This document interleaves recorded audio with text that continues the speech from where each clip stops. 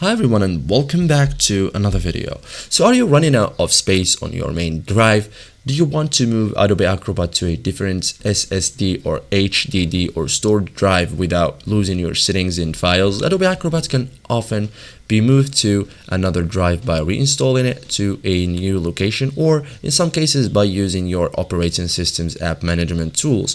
The exact method depends on your operating system and Acrobat version. Okay, so in this guide I will show you step by step how to move Adobe Acrobat to another drive in 2026. Simple and effective. So first thing, check available space, like verify that the destination drive has enough free storage. Like Adobe Acrobat itself is relatively small, but updates, temporary files and related Adobe components may require additional space. For example, secondary SSD, external SSD, internal HDD, so dedicated application drives. So SSDs generally provide better performance than traditional hard drives.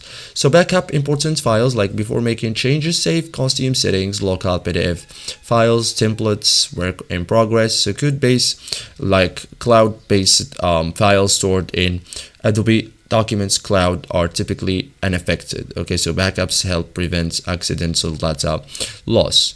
Sign into your Adobe account. So open Acrobat and confirm you are signed in, like your subscription and licensing information are tied to your Adobe account. So this makes reinstallation much faster. Knowing your login credentials before uninstalling is important too.